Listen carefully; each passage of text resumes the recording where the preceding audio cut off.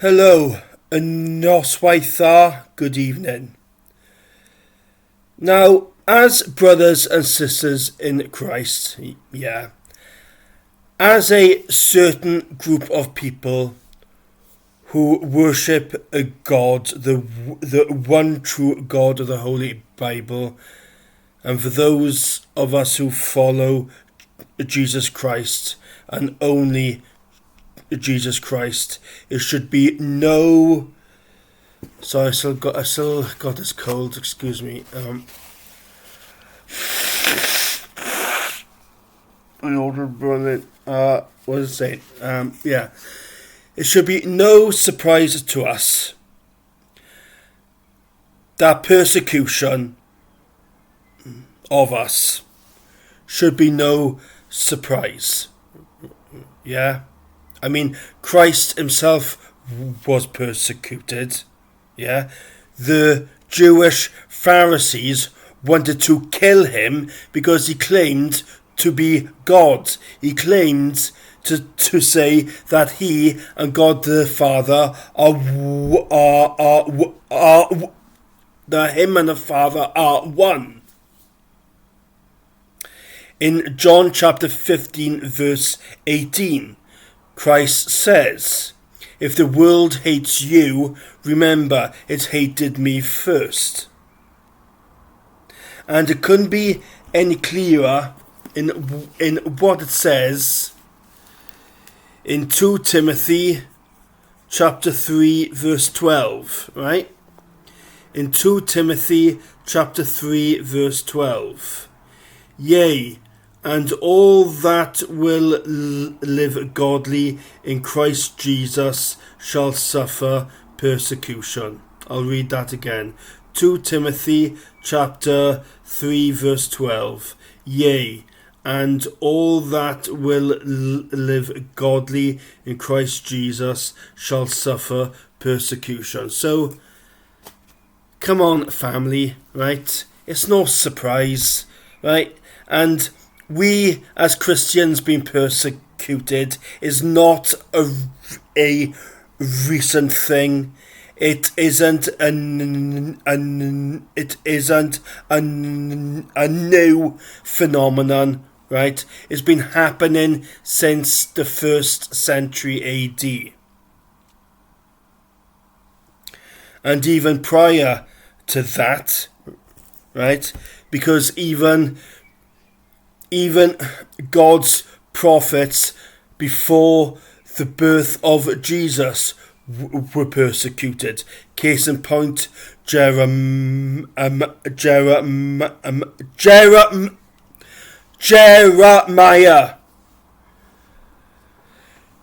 And in this video, talking about persecuted Christians, I want to focus on the tragic, hellic persecution of Christians in Pakistan. That's right, look no further than Pakistan. Christians in Pakistan is a living hell on earth. Right? I'm on WhatsApp and I was invited to join this Christian WhatsApp group called, because I've written a few things down, it's called Prayer Request. And what I love about this group, right, it isn't just Christians from Swansea in this group. It isn't just Christians from Wales in this group, right? It isn't just Christians from the United Kingdom of Great Britain and Northern Ireland in this group. It's Christians also from America, of course, where else? And also from Pakistan. And in this group, right, I've learnt a lot from 3 Christian brothers from Pakistan who are getting the truth out there, because the photos and the videos that they are showing and the stuff that they are writing, you will never ever see or hear on the national media. Why? Because they don't want people to know the truth. I mean, the stuff that I'm about to show you, on here, the BBC, just one example, right? The BBC would never show this, not in a trillion years. Right? There's a Pakistani Christian who calls himself a Lucky Christ. There's a photo. I don't know if you will see that clearly. There's a photo. That poor soul lying on the floor is a Christian. And those standing around him are Muslims. They're beating him to death. Please tell me again that Islam is a religion of peace. Please tell me again. Make my day.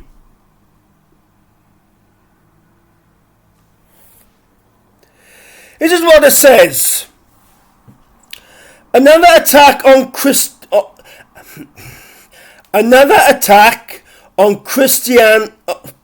Come on, Craig. Read what it says, man. Another attack on Pakistani Christians with false accusations today.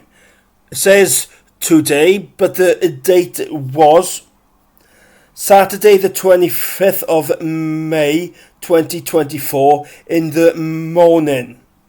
An elder of a Christian family lost his life in somewhere in Pakistan. I can't pronounce that because I don't speak Urdu, right? But it's somewhere in Pakistan.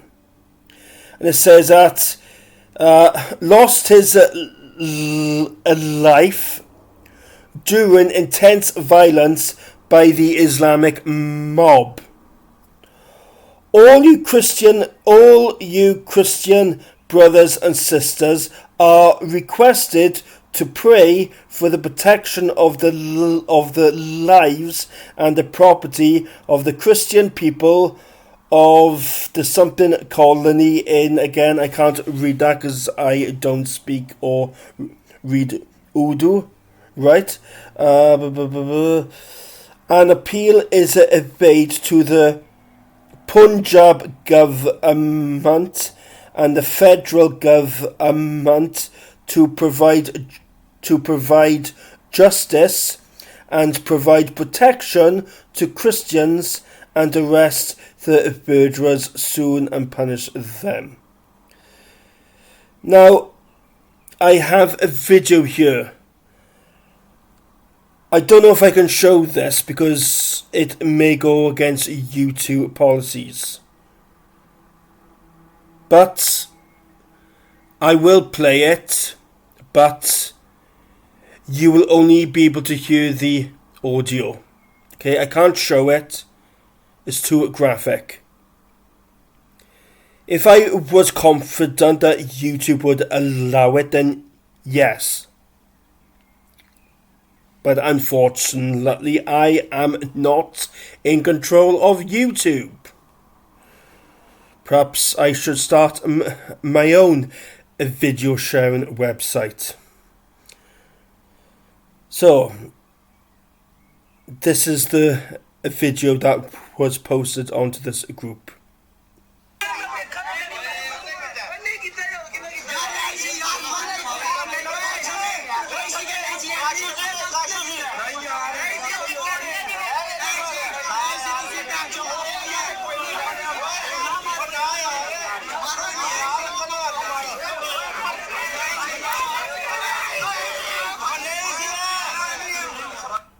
Right, that was a 23-second clip.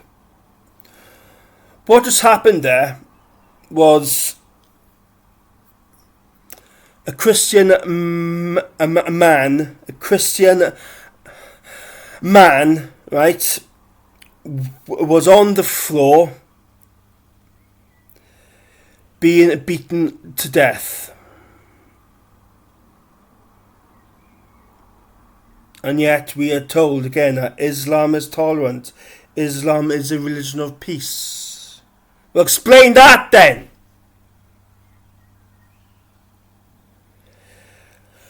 Now, why was he beaten to death? Because according to what is written here, religious blasphemy laws. Persecution on Christians in Pakistan. Yes, we've established that.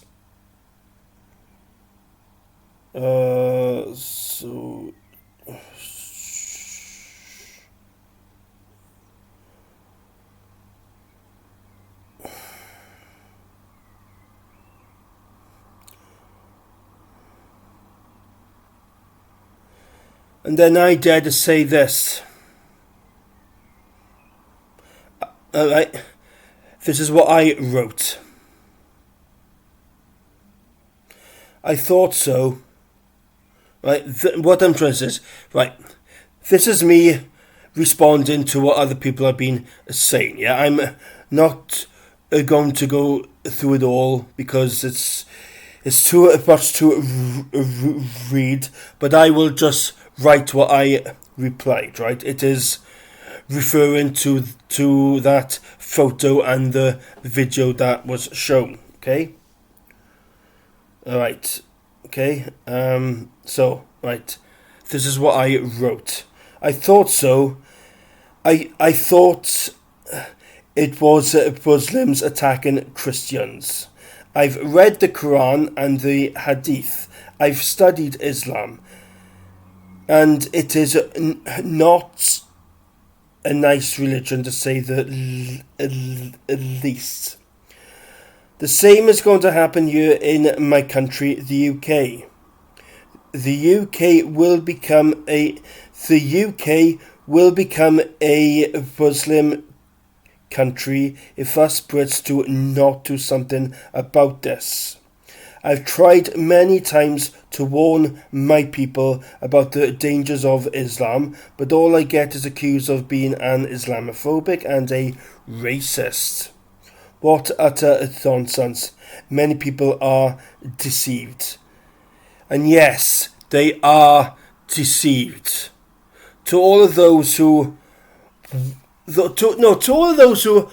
want to accuse me of being Islamophobic, to all those who want to accuse me of being a racist, what exactly do you know about Islam? Please, tell me. To all the liberal left, to all this woke culture, what do you know about Islam? What do you know about the Prophet Muhammad? What do you actually know? Instead of just spouting out this ignorant nonsense. Oh, you're just an Islamophobic. You are. A phobia is an irrational fear of something. To fear a group of people who want to kill you because you do not believe in what they believe is not a phobia. That's a rational fear. That is something to be afraid of. Secondly, it's not racist to not like Islam. It's not racist to even criticize Islam. It's not even racist to hate Islam. Why? Because Islam isn't a race. Islam is not an ethnic group. It's a religion. It's a faith. It's an ideology.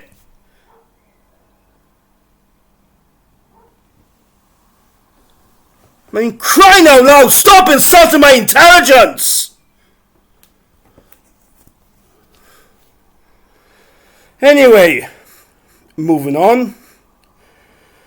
And then we have a few people here then, the same people from Pakistan, who say, we are not safe in Pakistan. That's true. So anyway, after I'd read all those, right, and saw that video, and saw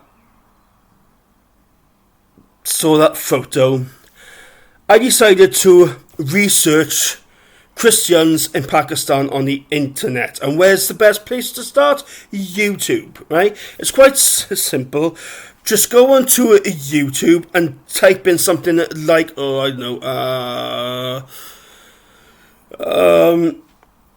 Christians in Pakistan. And up came this video.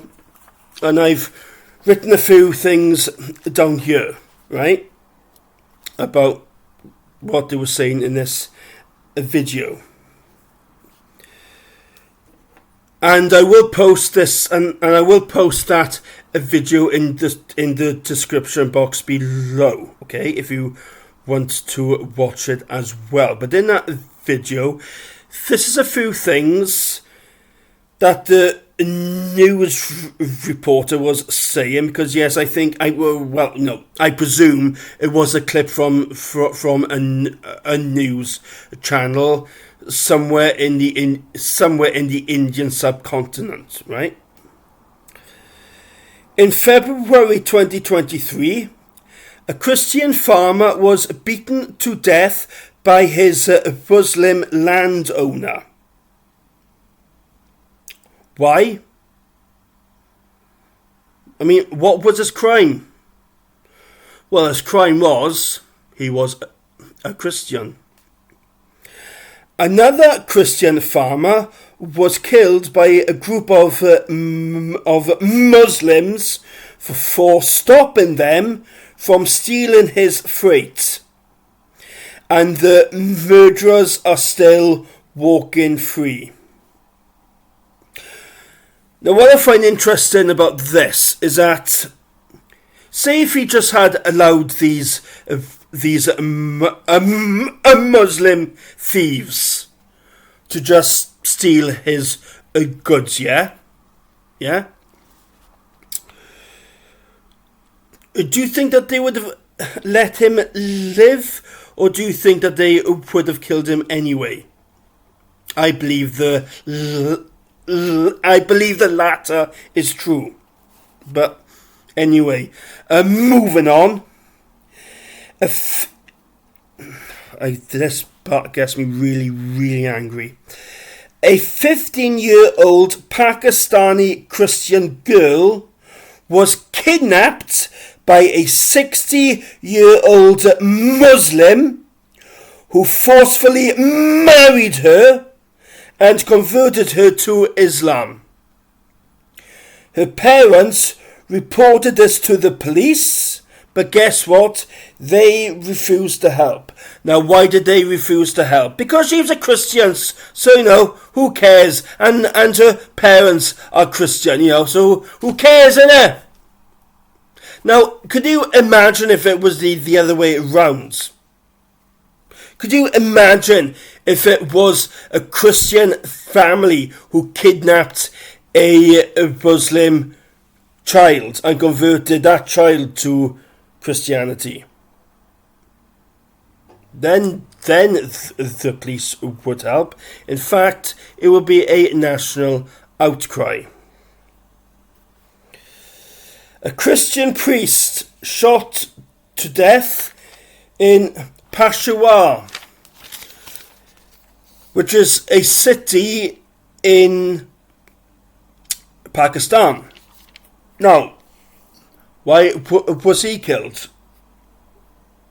Again, because he was a Christian. And also as well, according to this video, did you know, right, that only 35% of Pakistani Christians are illiterate. meaning only 35% of the Christian population of Pakistan can read and write.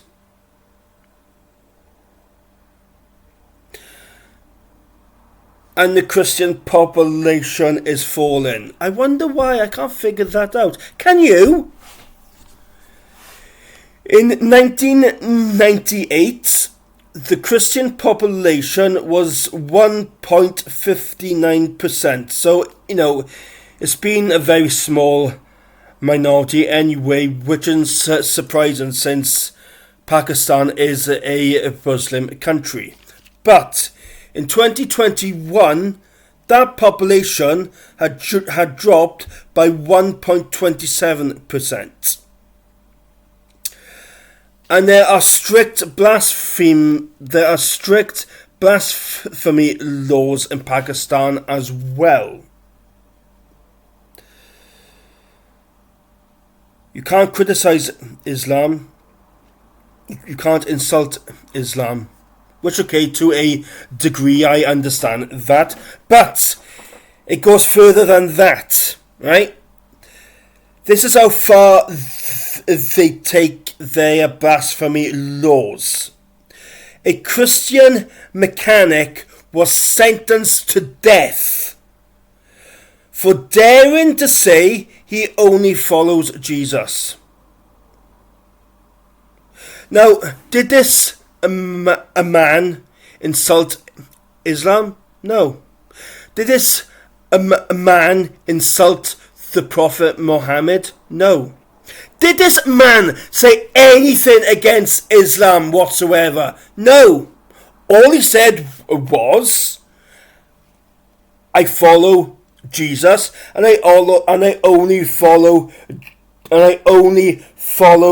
Jesus. What? What? A Christian who only follows Jesus? Oh my God! Whatever can we do? Of course he's only going to follow Jesus. He's a Christian. Who else do you expect him to follow? Krishna? The Buddha? But yet, according to the Pakistani strict blasphemy laws, that is insulting Islam. To say that is blasphemy. But how? If it was a Muslim saying that, okay, fair enough, because they do see Jesus as a prophet as well. But we're not talking about a Muslim here. We are talking about a Christian. He's not part of the Islamic faith. So to all Muslims out there, please tell me, how is that a blasphemy law against Islam? Because I don't get it. I seriously don't get it. Oh. But I'll end this video by saying this, right? This is to give faith and hope to my brothers and sisters in Christ who are being persecuted in Pakistan. Right? In Isaiah, the Old Testament, I may say, Isaiah chapter 41 verse 10. Isaiah chapter 41 verse 10.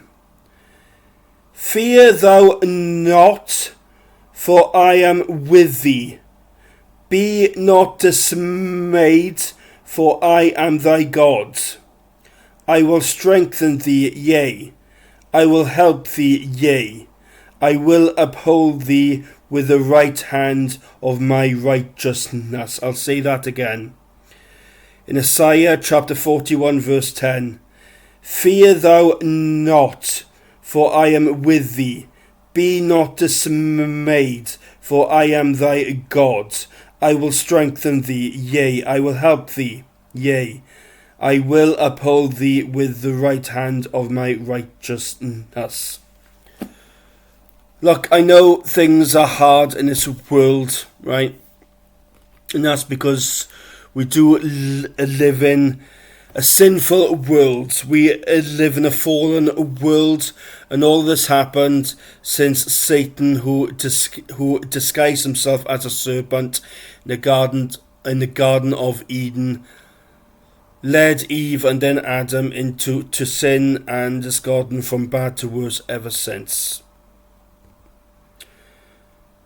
And even if you are killed in this lifetime, even if you are persecuted to the point where you're beaten to death, as St. Paul said, for me to die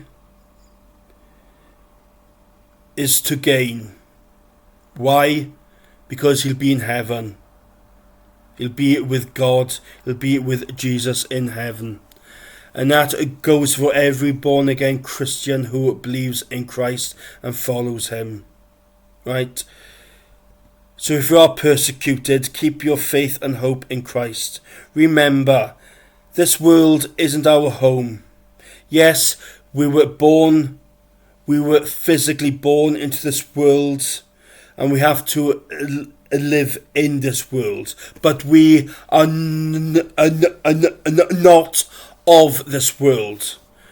Our world is in the kingdom to come, and that is God's kingdom.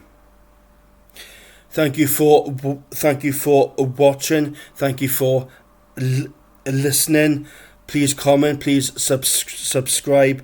Please don't hesitate to hit the like button. And to my brothers and sisters in Christ, if I do not get to see you in this lifetime, I shall see you all in our Father's heaven. And before I switch off, I just want to read something from the Qu'ran. You know, I still cannot figure out why so many Muslims are killing Christians. I mean, isn't Islam supposed to be a religion of peace? I don't get it. I don't understand. But perhaps this book, the Quran, will help me to understand, because I'm sure it says peace in here somewhere. I'm sure it does. I will get to the verse eventually in about 10,000 years. Here we are. Right. In Isaiah chapter 5, in Surah chapter 5, verse 51. Now, I'm sure here it says about peace and about loving Muslims and also the kuffar as well. I'm sure it does mention about loving the heathen. But let's just see what it says. Does it say? Oh no, this is what it says. Okay, in chapter 5, verse 51. O you who have believed, do not take the Jews and the Christians as allies. They are in fact allies of one another. And whoever is ally to them among you, then indeed he is one of them. Indeed, Allah guides not the wrongdoing people. O you who have believed, do not take the Jews and the Christians as allies. But isn't Islam supposed to be a religion of peace? Perhaps there's another one. Let me just try another one. Let me just Surah chapter 3, verse 51. I'm sure now this is going to be talking about peace, right, and tranquility and harmony. And oh dear. In this passage in Surah chapter 3, verse 151, we will cast terror into the hearts of those who disbelieve, for what they have associated with Allah of which he had not sent down authority, and their refuge will be the fire and wretch in the residence of the wrongdoers. We will cast terror into the hearts of those who disbelieve. No, I still don't understand it. No, I must keep on telling myself, because I have to be tolerant here. Islam is a religion of peace. Just keep telling myself that, Craig. Happy thoughts, yeah? Happy thoughts. Right. Peace.